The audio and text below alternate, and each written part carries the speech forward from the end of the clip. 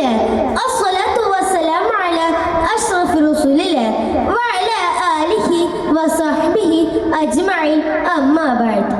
മാന്യ ശ്രോതാക്കളെ, ഒരു കൊച്ചു കഥാപ്രസംഗത്തിന് ഞങ്ങൾ നന്ദി കുറിക്കട്ടെ.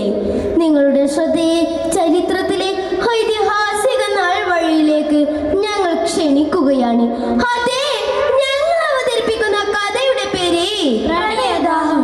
അതെ, പ്രണയത്തിന്റെ ദാഹം.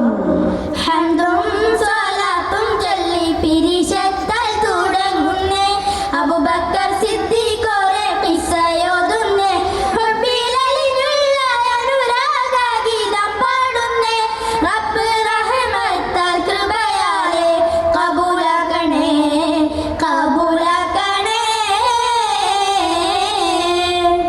എന്തോ ഒരു ശബ്ദം കേൾക്കുന്നുവല്ലോ. മക്ക മുശ്രിക്കുകൾ വീണ്ടും കഅബക്കെതിരെ കാത് കൂർപ്പിച്ചു വെച്ചു. നല്ല പരിചയമുള്ള ശബ്ദം. അതെ, അബൂബക്കർ തങ്ങളുടെ ശബ്ദം.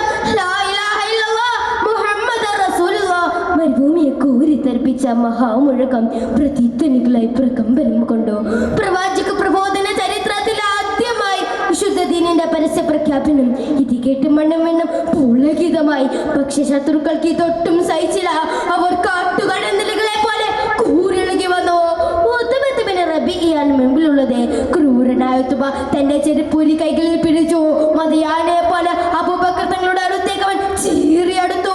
തന്റെ ചെരുപ്പ് കൊണ്ട് അബൂബക്കറിന്റെ മുഖത്തേക്ക് അവൻ ആഞ്ഞു വീശി. ശക്തമായ അടിയിൽ അബൂബക്കർ തങ്ങൾ ബോധരഹിതനായി നിലത്ത് വീണു. മൂക്കിൽ നിന്നും ധാരധാരെ രക്തമൊഴുകി. സുബ്ഹാനല്ലാഹ് സുബ്ഹാനല്ലാഹ്. അടിയേറ്റ് അബൂബക്കറിന്റെ മുഖമാകെ വിഗ്രഹമായിട്ടുണ്ട്. അങ്ങനെ ചുറ്റുമുള്ളവർ ഒന്നും ചെയ്യാൻ കഴിയാതെ അബൂബക്കർ തങ്ങളെ നോക്കിക്കൊണ്ട് നിൽക്കുകയാണ്. അപ്പോഴതാ വിവരമറിഞ്ഞ് സിദ്ദീഖിന്റെ കുടുംബം അവിടെ എത്തിയത്. അവർ അട്ടഹസിച്ചു. അബൂബക്കറിന് എന്തെങ്കിലും സംഭവിച്ചാൽ നിന്നെ ഞങ്ങൾ ഈ മണ്ണിൽ പാക്കി വെച്ചേക്കില്ല.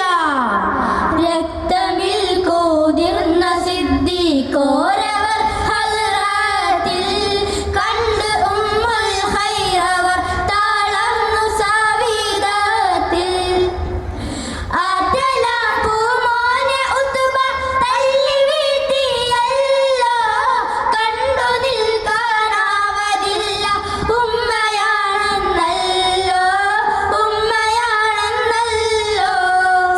നിശ്ചലമായ ശരീരം ചുവന്നു വരുന്നത് കണ്ട് ഉമ്മഖർ തരിച്ചു നിന്ന് പോയി. മോനെ എന്നിടർന്ന ശബ്ദത്തിൽ നീട്ടി വിളിച്ചു. മണിക്കൂറുകൾ കഴിഞ്ഞു. മാറ്റങ്ങളൊന്നുമില്ല. ദുഃഖാർദ്ധമായ വീടകം കണ്ണീരിൽ കുതിർന്ന നിമിഷങ്ങൾ. അപ്പോഴതാ ഒരാളെ വിളിച്ചു പറഞ്ഞു, അബൂബക്കർ കണ്ണു തുറന്നിരിക്കുന്നു. ആകാംക്ഷയോടെ ഉമ്മഖർ ഓടിച്ചെന്നു. കുടിക്കാനുള്ള വെള്ളം നീട്ടി. പക്ഷേ സിദ്ദീഖിന്റെ ചുണ്ടുകൾ എന്തോ മന്ത്രിക്കുന്നുണ്ടായിരുന്നു. ആകാംക്ഷയോടെ ഉമ്മഖർ കാതുകൾ ചേർത്ത് വെച്ചു. ഒരു നിമിഷം അവൾ സ്തബ്ധയായി പോയി. എന്റെ ഹബീബ് എവിടെയാണ്? എന്റെ ഹബീബിന് എന്തെങ്കിലും കുടിക്കാനുള്ള വെള്ളം പോലും കൂട്ടാക്കാതെ അബൂബക്കർ തങ്ങൾ ഈ ചോദ്യം തുടർന്നു കൊണ്ടിരുന്നു. ഇല്ല, എനിക്കറിയില്ല മോനെ. ഉമ്മ ജമീലിനോട് ചോദിച്ചു നോക്കുമ്മ. അങ്ങനെ ആ മകന്റെ ശാഠ്യത്തിന് മുമ്പിൽ ഉമ്മക്ക് വഴങ്ങേണ്ടി വന്നു. ഉമ്മ മൂജലിന്റെ വീട്ടിലേക്ക് ഓടി. വിവരമറിഞ്ഞെത്തിയ ഉമ്മ ജമീൽ പൊട്ടിക്കരഞ്ഞു. ഇല്ല, ഹബീബിനൊന്നും പറ്റിയിട്ടില്ല. സുരക്ഷിതനായി ദാറുൽ ഹഖിൽ തന്നെയുണ്ട്. വികാരം ആണ് പൊട്ടിയൊഴുകി. സിദ്ദീഖിന്റെ മറുവാക്ക് കേട്ട് മണ്ണ് പോലും തരിച്ചു നിന്ന് പോയി. എന്താണത്?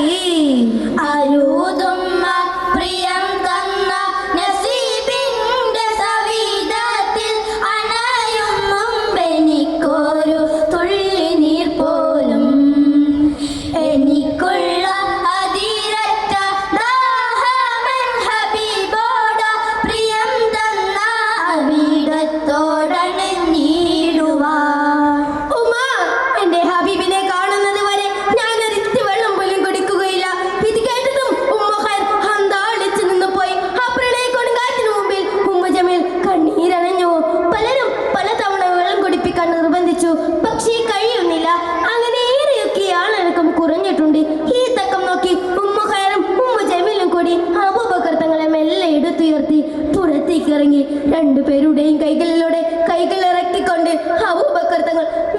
വെച്ച് നടക്കുകയാണ്.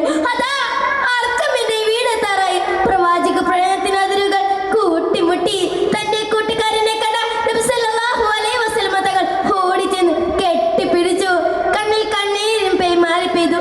കവിൾ നനഞ്ഞു കുതിർത്തു. മൗനം പഞ്ചിച്ചുകൊണ്ട് പ്രവാചകന്റെ ആ വാക്കുകൾ.